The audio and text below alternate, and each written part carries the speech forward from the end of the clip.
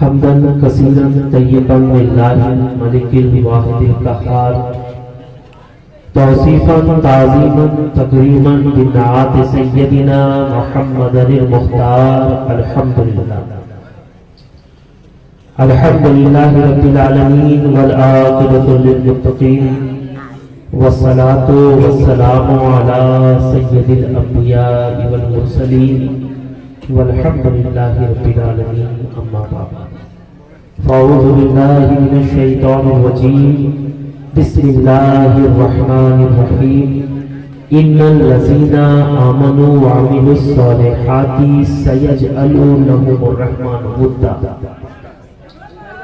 صدق الله العظيم وصدق رسوله النبي الأمين المتين الكريم ونحن على ذلك لمن الشاهدين والشاكرين والحمد لله.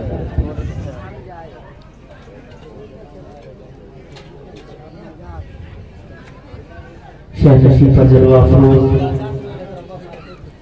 معزز سادات کرام، علماء کرام، شعراء اسلام، ثناخان مصطفیٰ، نقیب اجلاس، حاضرین و سامعین، عزیز بچوں، پردہ نشین، خواتین اسلام، السلام علیکم ورحمۃ اللہ وبرکاتہ.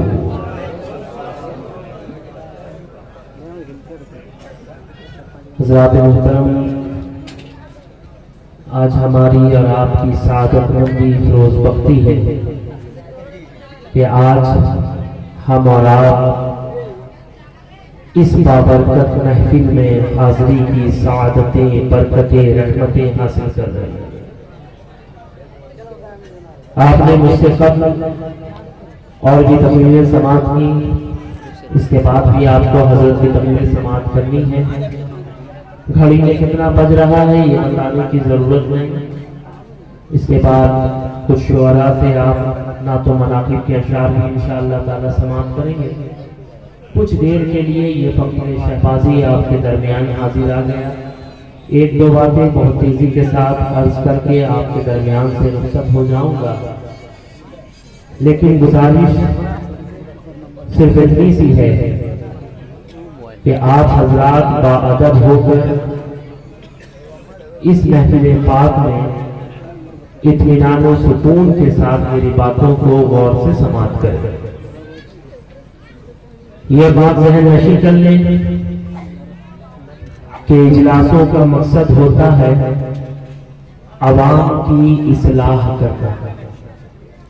محفل پاک اس لیے نہیں سجایا جاتا کہ میلہ ٹھیلا لگے گا، لوگوں کا ہجوم لگے گا، کثیر تعداد میں لوگ آئیں گے، ایک دوسرے کی زیارت ہوگی. نہیں، محفل پاک اس لیے سجایا جاتا ہے تاکہ آپ کے دلوں میں عشق الہی کی شمع روشن ہو جائے. محفل پاک اس لیے سجایا جاتا ہے تاکہ آپ اللہ تبارک و تعالی کی بارگاہ سے اپنا رشتہ مستحکم کر لیں. محفل پاک اس لیے سجایا جاتا ہے کہ صرف یا رسول اللہ کی صدائیں نہ لگائی جائیں بلکہ ان کے بتائے ہوئے راستے پر زندگی گزارنے کی کوشش کی جائے. محفل پاک اس لیے نہیں سجایا جاتا کہ صرف لوگوں کو بلایا جائے. محفل پاک اس لیے سجایا جاتا ہے کہ ہم جو بزرگان دین کی غلامی کا دم بھرتے ہیں ان کی تعلیمات پر عمل کر سکتے ہیں. آپ ہرگز مت سوچئے گا کہ ہم محفل پاک کو اس لیے سجاتے ہیں تاکہ لوگ راضی ہو جائیں. نہیں، بلکہ محفل پاک کو اس لیے سجایا جاتا ہے کہ اللہ تبارک و تعالی آج آپ جس مخدوم کے عرف میں حاضری کی سعادتیں حاصل کر رہے ہیں، انہوں نے دنیا والوں کو راضی نہیں کیا، انہوں نے سب سے پہلے اپنے رب کو راضی کیا. اس لیے آپ سب سے پہلے یہ کوشش کریں کہ آپ سے آپ کا رب راضی ہو. اگر آپ سے آپ کا رب راضی ہو جائے تو ہے کہ آپ سے سب راضی ہو. اس لیے میری بات کو غور سے سماعت کریں. ابھی آپ نے زوردار تقریر سماعت کیا، کچھ دیر سمجھدار تقریر سماعت کر لیا. آج لوگوں کا یہ ذہن بن گیا ہے کہ حضرت تقریر زوردار ہونی چاہیے، تقریر دھماکے دار ہونی چاہیے، نہیں چاہیے۔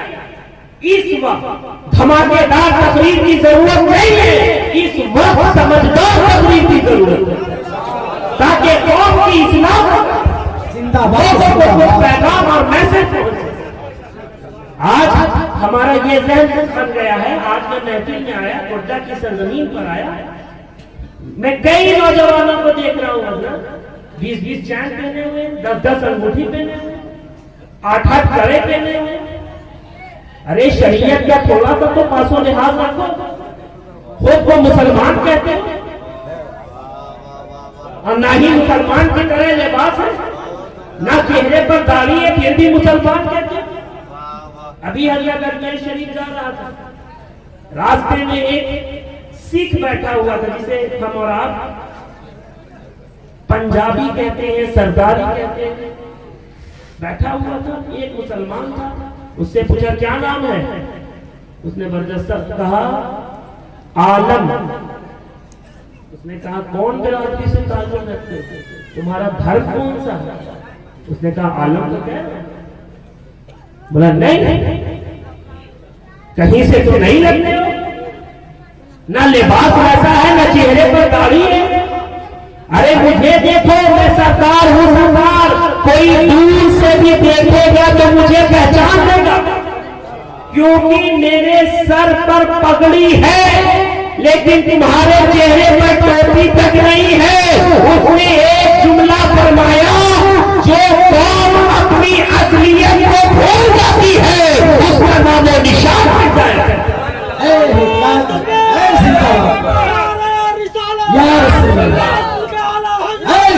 جواب دیجیے، جواب دیجیے آپ لوگ۔ پیارے، میں عرض کرنے آیا ہوں، آپ کو کچھ باتیں سمجھانے کے لیے آیا ہوں، میں بلکہ یوں کہہ لیا جائے کہ آپ کے درمیان دستک دینے کے لیے آیا، دروازہ توڑنے کے لیے نہیں آیا، میں دستک دینے کے لیے آیا ہوں، اس لیے کہ جو مکان لمس شناسی کا ہنر جانتے ہیں انہیں دستک کی ضرورت ہے، صدا مت دینا، انہیں دستک کی ضرورت ہے، صدا مت دینا۔ اور یا خدا ان سادات کے صدقے میں عاجزی دینا تکبر کی عداوت ہے، عاجزی دینا تکبر کی عداوت ہے۔ حضرات محترم، کچھ باتیں بہت تیزی کے ساتھ آپ کے درمیان گوش گزار کر کے آپ کے درمیان سے رخصت ہو جاؤں گا۔ آئیے کچھ سننے اور سنانے سے پہلے وہ کام کرتے ہیں جو کام اللہ تبارک و تعالیٰ کو پسند ہے۔ آئیے اس کی بارگاہ میں درود پاک کا ہدیہ پیش کرتے ہیں، جس کی ذات دو عالم کی بہار، جس کی معیشت غریبوں کا سنگھار، جس کی بخشش گنہگاروں کی سوغات، جس کی چال زمین کی معراج، جس کی پرواز فلک کی معراج، جس کا آفتاب آفتابوں کا آفتاب، جس کا ماہتاب ماہتابوں کا ماہتاب، جس کا نام نامی جانے موجودات، جس کا طرف آنے کائنات اور جس کی رحمت جانے موجودات، یعنی جناب محمد رسول اللہ صلی اللہ تعالی علیہ وسلم کی بارگاہ میں درود پاک کا ہدیہ پیش کرتے ہیں۔ شاعر کہتا ہے، عزیزو آؤ شہد و سرا کی بات کریں، عزیزو آؤ شہد و سرا کی بات کریں، درود پڑھ کے رسول خدا کی بات کریں۔ اب پڑھو درود پڑھو مومنوں کرینے سے، حضور خود ہی چلے آئیں گے مدینے سے۔ ایک مرتبہ جھی لگا کر باواز بلند ادب کے ساتھ درود پاک کا ہدیہ پیش کرے۔ پڑھیے اللہم صلی علی سیدنا شفیعنا محمد بارک وسلم السلام علیکم یا رسول اللہ صلی اللہ علیہ وسلم۔ کیا گڈا والوں کو درود یاد نہیں؟ کیا میں نے کوئی قید لگایا کہ درود تعظیم سنائیے؟ ارے پیارے، غوث اعظم کے در کے فقیر ہیں، کم از کم درود غوثیہ ہی سنا دیجیے۔ ایک مرتبہ جی لگا کر سنی کی طرح درود پاک پڑھیے، لگے کہ ہاں یہ سنی کا مجموعہ پڑھیے۔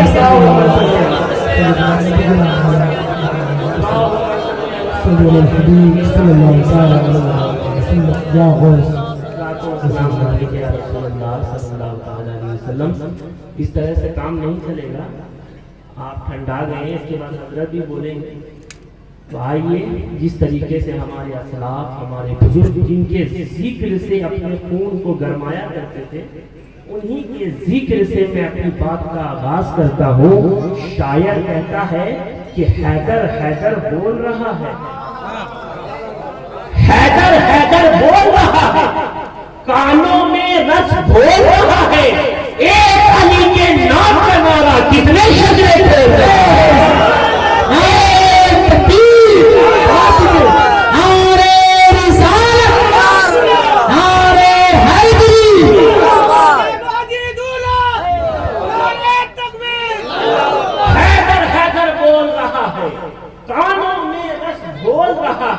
ایک علی کے نام کا نعرہ کتنے شجرے کھول رہا ہے.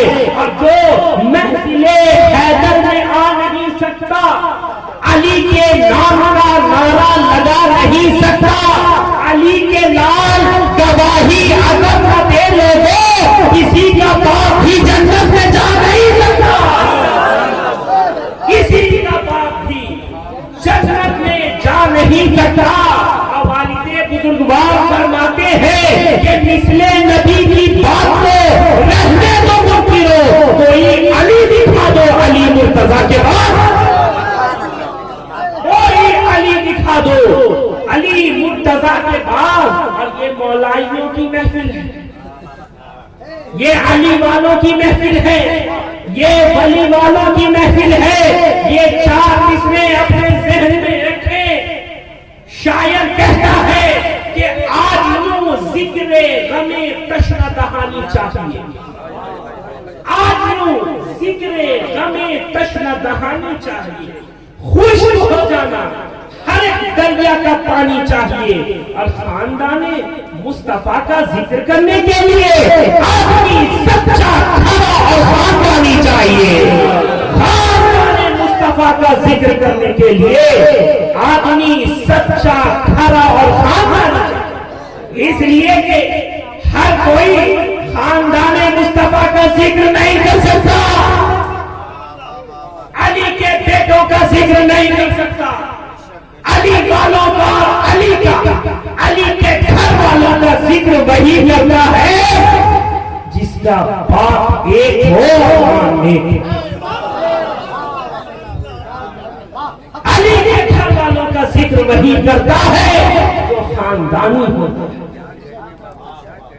علی کے گھر والوں کا ذکر وہی کرتا ہے جس کا شجرہ معلوم ہو, جس کے شجرے کا کوئی عطا پتہ نہیں, وہ علی والوں کا, علی کے گھر والوں کا کبھی ذکر نہیں کرتا. تبھی وہ بریلی کے تاجدار نے عشق و مستی میں جھوم کر کہا تھا, کیا بات رضا اور چمنستان کرم کی زہرا ہے گلی جس میں حسین اور حسن. اور انہوں نے صرف مصطفیٰ جان رحمت کو نور نہیں کہا, بلکہ مصطفیٰ جان رحمت کے کل خاندان کو نور کہا. اور یوں خراج عقیدت پیش کیا کہ صبح پیدا میں ہوئی بطرہ ہے دوارا نور کا, سب کا لینے نور کا, آیا ہے دوارا نور کا. اور یا رسول اللہ تیری نسل پاک میں ہے بچہ بچہ نور کا, تو ہے کہ نور تیرا سب کا نور کا. نعرہ تکبیر, نعرہ رسالت, نعرہ حیدری, خاندان مصطفیٰ, خاندان مصطفیٰ, کلام اعلیٰ حضرت. اب لگ رہا ہے کہ گوڈا میں بول رہے, سنیوں کے درمیان بول رہے. اب لگ رہا ہے کہ گوڈا بول رہا, میں نہیں بول رہا, گوڈا بول رہا. اب لگ رہا ہے کہ اپنے درمیان بول رہا. آج بولنے کی ضرورت ہے, آپ کو بولنے کی ضرورت ہے, ادھر والوں کو خاموش رہنے کی ضرورت ہے. آج تو ہم اور آپ قبرستان میں بھی خاموش نہیں رہ سکتے. جہاں خاموش رہنا چاہیے وہاں ہم بولتے ہیں. اور جہاں بولنے کی ضرورت ہوتی ہے وہاں نہیں بولتے. کہاں بولتے ہیں؟ کہاں بولتے ہیں؟ قبرستان میں بولتے ہیں. کہاں بولتے ہیں؟ مسجد میں بولتے ہیں. کہاں بولتے ہیں؟ امام کے سامنے بولتے ہیں. ایک منٹ امام صاحب لیٹ آ گئے, ٹک ٹک ٹک ٹک ٹک گھڑی کو دیکھ رہے ہیں. امام صاحب کے چہرے کو بھی دیکھ رہے ہیں, گھڑی کو بھی دیکھ رہے ہیں, چہرے کو بھی دیکھ رہے ہیں, گھڑی کو بھی دیکھ رہے ہیں. میں تو کہتا ہوں وہی بولتے ہیں جو کہ گھر میں نہیں بولتے. وہی بولتے ہیں جو گھر میں نہیں بولتے. جن کے پاس اتنی طاقت نہیں کہ گھر میں بول سکے وہ بیچارے امام صاحب کے آگے بولتے. یہ ضروری ہے, میری بات کڑوی لگ رہی ہے, آپ برا مان رہے ہیں, مانیے, میرا کوئی فرق نہیں پڑتا, لیکن ہم حق بول رہے ہیں اس لیے کہ ہمارے اجداد نے ہمیشہ حق بولا, اس لیے کہ ہمارے بڑوں نے ہمیشہ حق بولا, اس لیے کہ ہمارے رگوں میں, ان سادات کے رگوں میں کسی عام باپ کا خون نہیں دوڑ رہا ہے بلکہ حیدر کرار کا خون دوڑ رہا ہے. ہمارے رگوں میں کسی عام باپ کا دودھ نہیں دوڑ رہا ہے بلکہ خاتون جنت کا دودھ دوڑ رہا ہے. ہمارے رگوں میں مدینے والے کا دودھ دوڑ رہا ہے. ہمارے رگوں میں آقا نامدار مدینے کے تاجدار جناب احمد مصطفیٰ محمد مصطفیٰ صلی اللہ تعالی علیہ وسلم کا خون دوڑ رہا ہے. تبھی تو علامہ اشتیاق عالم ضیاء شہبازی فرماتے ہیں, اور کیا ہی خوب فرماتے ہیں, آپ جب تک خاموش رہیں گے, دیکھیے میرے بات ذہن سے نکلتی چلی جائے گی, اس لیے ایک مرتبہ جھوم کر بولیے سبحان اللہ. آپ فرماتے ہیں کہ جانے احمد قرار زہرا, جانے احمد قرار زہرا ہے, فرض تعظیم سیدوں کی ہے, اور کیا ہے قیمت ضیاء کی کچھ بھی نہیں, آبرو ان کے نسبتوں کی ہے, آبرو ان کے نسبتوں کی ہے. اور ایک مقام پر فرماتے ہیں کہ سب کی الگ الگ خوشی, سب کی جدا جدا پسند, لیکن ملے خدا کو ہے صورت مصطفیٰ پسند, خاک نجف پسند ہے, وادی کربلا پسند, راہ یہی نجات کی, مجھ کو یہ راستہ پسند, اور مجھ سے اگر کبھی خدا پوچھے تجھے ہے کیا پسند, کہہ دوں حسن حسین علی فاطمہ مصطفیٰ پسند, کہہ دوں حسن حسین علی فاطمہ مصطفیٰ پسند.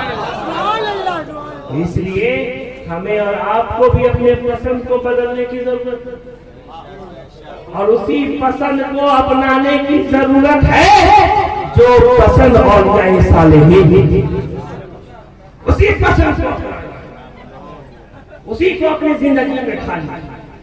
میں نے جہاں سے اپنی بات کا آغاز کیا تھا اسی کے تناظر میں دو تین چار باتیں پیش کر کے درمیان سے آپ کے رخصت ہو جاؤں گا.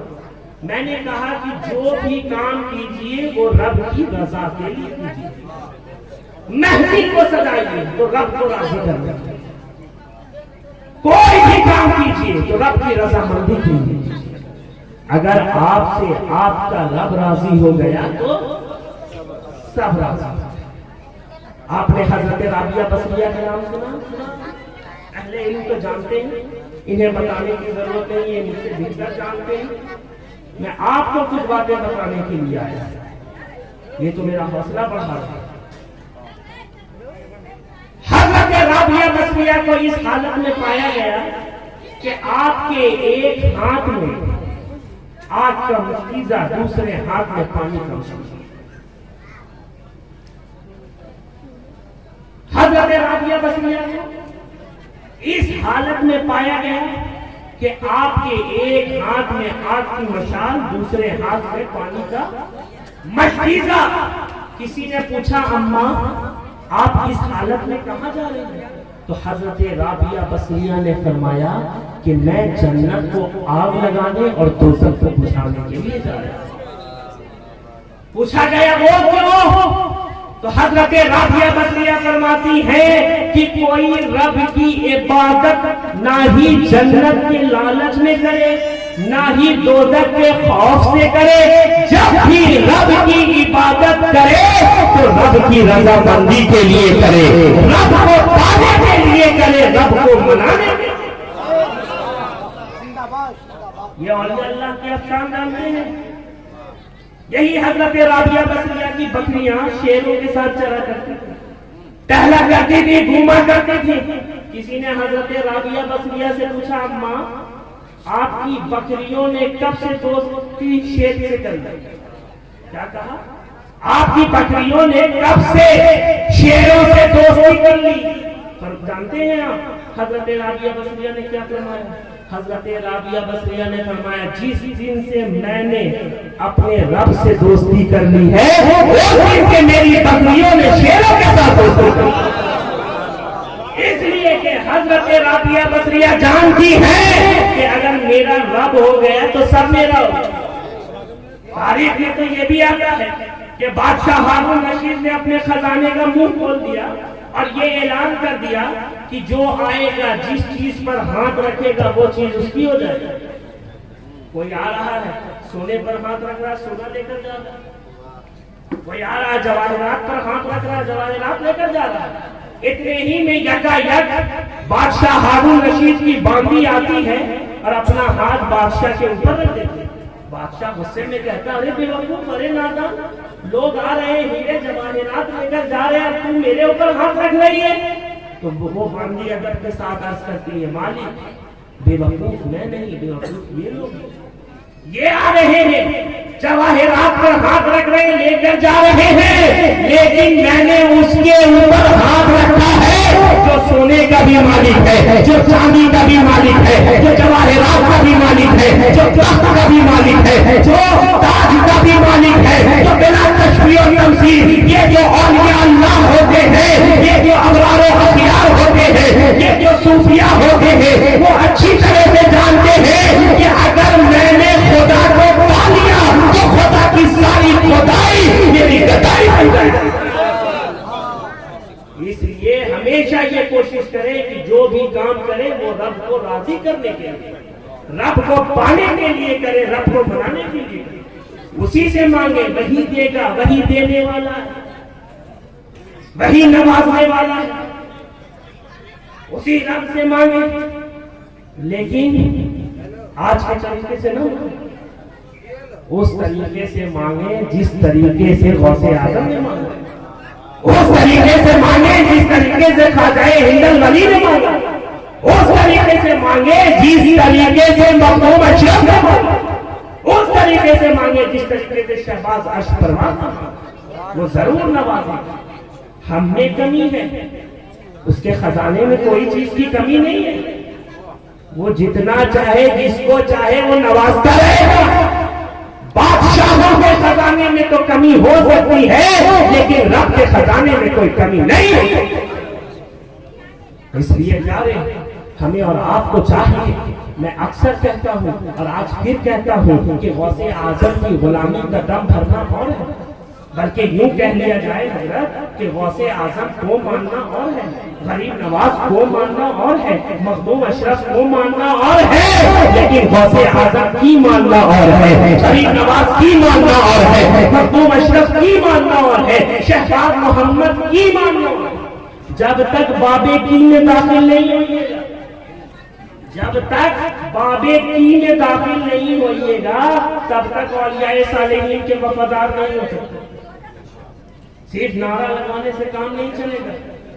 آپ جانتے ہیں اس وقت تک ہم غوث اعظم کے وفادار نہیں ہو سکتے جب تک ہم ان کی تعلیمات پر عمل نہ کریں۔ اس وقت تک خواجہ ہند الولی حضرت خواجہ معین الدین چشتی اجمیری سنجری رحمۃ اللہ علیہ کے ہم وفادار نہیں ہو سکتے جب تک ہم ان کی تعلیمات پر عمل کریں۔ غوث اعظم نے کیا فرمایا؟